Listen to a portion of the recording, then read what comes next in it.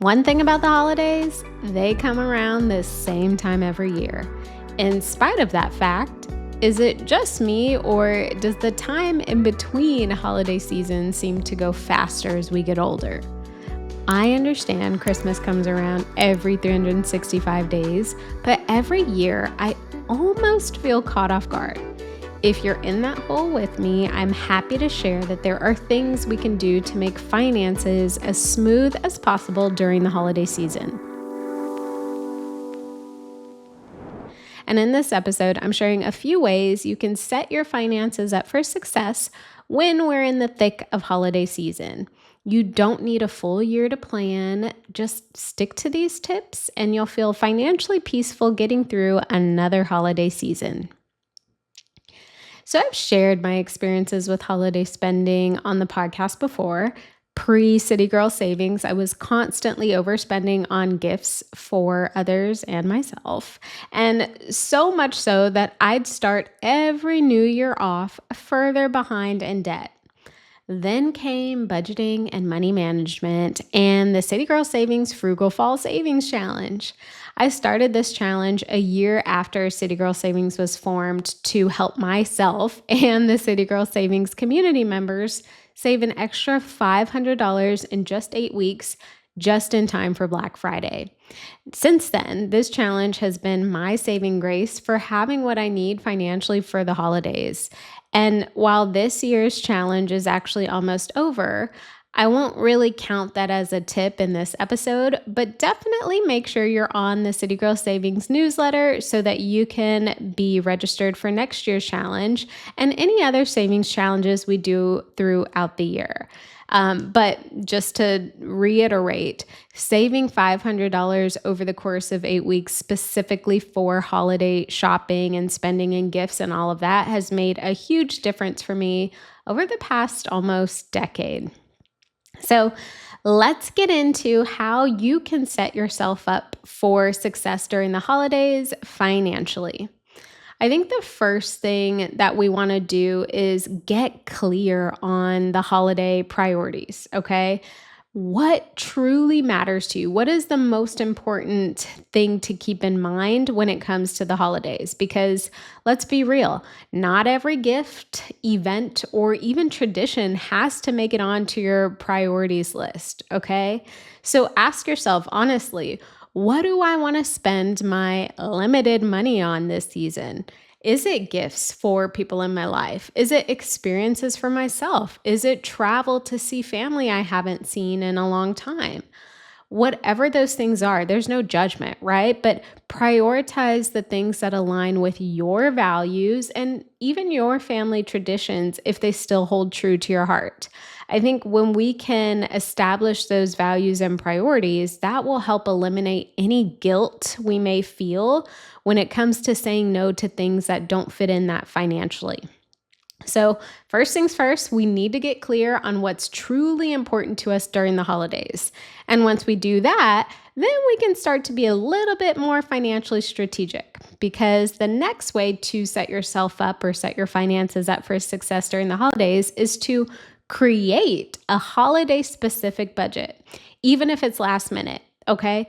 If you have not created a holiday budget yet, it is not too late. It is always better to be intentional, even if the timeline isn't as good as we want it to be. If the timeline's tight, at least we can be intentional, right? So ask yourself, do you have any savings right now that you can use for your holiday spending? And if the answer is yes, that's a fantastic starting point. At least you have something to get you going. From there, I want you to list out all of the expected holiday expenses you're going to have. So gifts, food, travel, decor, events, etc. Anything that you know that you are going to spend your money on for the holidays, let's go ahead and get that list created. Once you have that list created, allocate amounts based on your current financial situation, okay? Not what you wish you had, right? If you only have an extra $250 a month after your bills and normal expenses and spending takes place, that's all you have to allocate to holiday spending. It's not $1,000, okay? So you got to be realistic with yourself. Please do not be like past Rhea and overindulge because it will only leave you feeling bad and resentful during this amazing time of the year. But once you have all of the things that you know you're going to spend money on over the holidays and some allocated amounts towards those things, this will help give you some boundaries to stay within while still enjoying the holiday season, right? We don't want this to be a depressing time, but having this specific holiday budget will give you those boundaries you need to make sure that we're not overextending ourselves. And I definitely want you to check out episode number 45, How to Prep Your Budget for the Holidays, because in that episode, I go into some additional things you can do to get your holiday budget ready to go. I'll be sure to link to that episode in the show notes. Okay, the next thing you can do to set your finances up for success during the holidays is to make it a point to use cash or strictly debit cards for your purchases. The goal here is to avoid any debt hangovers that I've previously experienced myself. I think one of the easiest traps to fall into is relying on credit cards during the holidays, or if we're being honest, any time of the year, right? But specifically during the holidays, it's so easy to rely on credit cards. It feels easy and painless in the moment, but trust me, come January, you will feel that pain. So, how you can use this tip to your advantage is maybe set up a holiday cash envelope, right? So, get yourself a cute envelope or a plain white one, doesn't really matter. And any holiday spending money that you have budgeted or that we've listed out, go ahead and pull that cash and put it in the envelope. This envelope is going to be dedicated to all things holiday spending. What's great about using cash for this is when the cash is gone, that's it. You're basically done spending until you get paid again or until you can allocate more income to your holiday spending. I think this habit of using cash, or even for those who don't like functioning with cash, have a separate checking account that is strictly for holiday spending. And whatever amount you've budgeted for holiday spending, put that amount in the checking account. Okay, that way, we're not mixing funds here. This is a checking account specific to holiday spending that you have a debit card for. The same kind of thing applies. You swipe your debit card, and when the cash in the account is gone or the money in the account is gone, no more spending until you get paid again. Using cash or using this type of method to control your spending really builds discipline and it protects you from overspending during the holidays.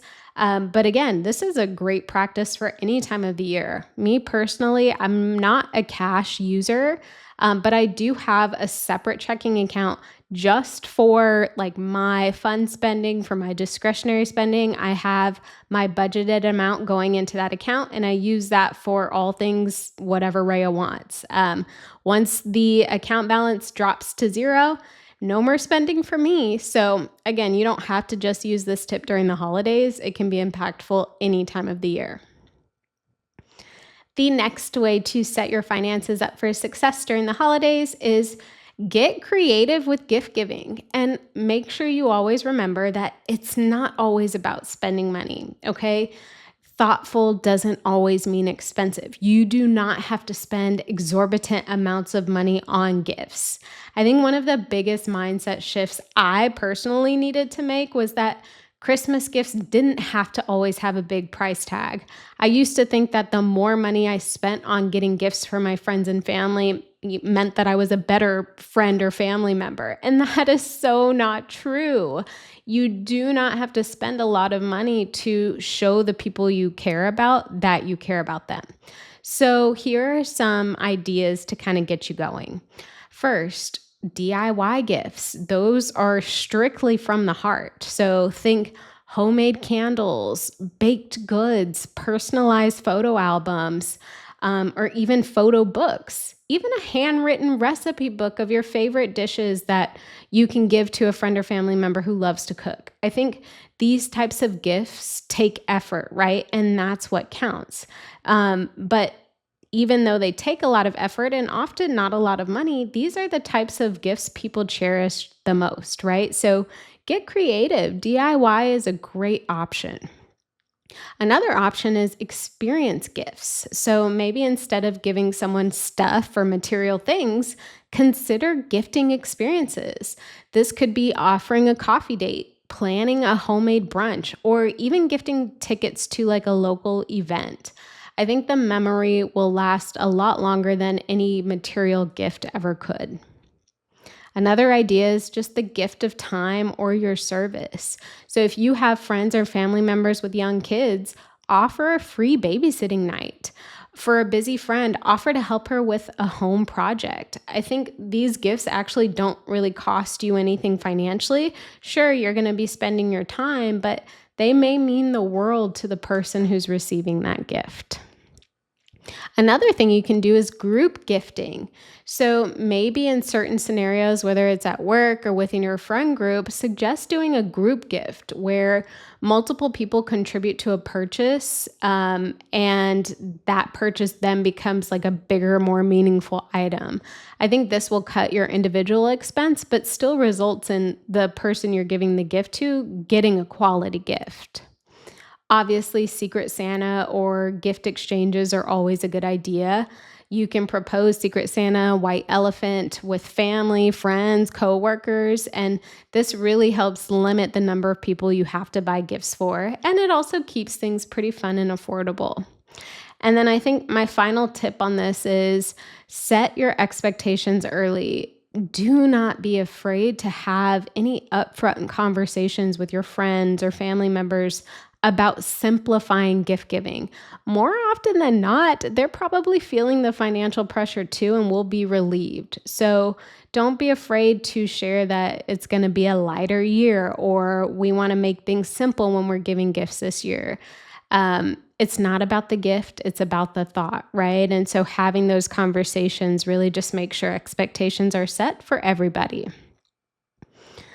Okay, the next way to set your finances up for success during the holidays is to be strategic with sales. And when I say be strategic, I mean do not let them derail you, okay? Black Friday, Cyber Monday, all of the holiday sales that pretty much exist from October through January.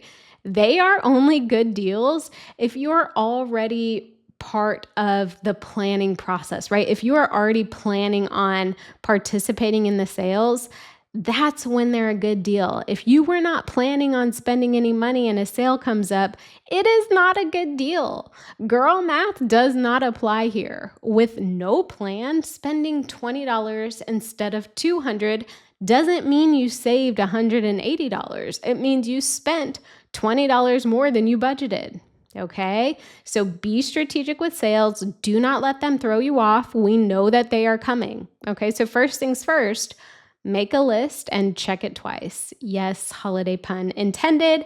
But before you even look at your Black Friday ads or holiday promotions, make a list of every gift you need to buy or any holiday related items you need. This will become your approved list. Whatever's on the list, you are good to move forward with purchasing. If you come across something that's on sale that's not on your list, please practice self-control and put it off. Now, another thing to keep in mind when being strategic with sales is sticking to your budget, no matter how good the deal seems. And, like I said, past Rhea, she fell for this every time, but just because something is 50% off does not mean it's a deal, does not mean it's a steal, especially if you were not planning on buying it. Avoid the trap of buying things just because they're on sale. I know it's exciting. I know you get that little endorphin rush. I've been there. I understand. But if it's not on the list and it's not budgeted for, it's not worth it. Another thing you can do to be strategic with sales or just spending in general for the holidays is setting a spending limit per person. I feel like this really helps you stay grounded when you are faced with flashy discounts. So for example, maybe you set a $50 spending limit per person. So even if a store is offering like a buy three, get one free, you'll know what fits into your budget and what doesn't, right? $50 is the spending limit. Whatever you can get within that $50, wonderful. But we're not going to let any extra buy three, get one free flashy discounts and promos throw us off. You can also use coupons and cashback apps strategically, right? So stack deals and savings with cashback apps like Rakuten or even your own credit card rewards, especially if you're disciplined with paying off your credit card. I think these small savings can definitely add up over time. Another thing you want to do to be strategic with sales is avoid window shopping. It can be so tempting to just go see what's out there, right? But the more time you spend browsing, the more tempted you will be to buy things you really don't need. So, when you go venture out to spend for holiday shopping, shop with a purpose. Have your list in hand, have your budget top of mind. And finally, consider the sleep on it rule. So, for any large purchase, give yourself a 24-hour cooling off period, okay? If you still feel like it's a good buy after a day, after that 24-hour period, and it fits into your budget, proceed, right? Move forward with the purchase. No one's saying you can't purchase the things you truly want and need, especially if they're budgeted for. But most impulse purchases lose their appeal after a little reflection. So, giving yourself that 24-hour like cooling off period will let you decide if you really do want to make that purchase. Sales are great, they're wonderful, but only if you have a solid plan in place, okay? Emotional or impulse purchases have no room here. And the final tip I have to set your finances up for success during the holidays is to plan for next year, right? If you are feeling in the thick of holiday spending and finances and things are just not feeling good this holiday season, let's vow to change that for next year. Start small, start early. I know this may not help you right here and now, right? But future you will be so grateful you started thinking about the next holiday season right now. So, some things you can do are open a dedicated holiday sinking fund. And even if you're only putting a couple bucks in there throughout the year, having something ready to go when the next holiday season approaches is going to make you feel good. You can, again, start small. In that holiday sinking fund, maybe contribute $25 a month. That alone will add up to $300 over the year. You can also plan to participate in the Frugal Fall Savings Challenge like I plan to do.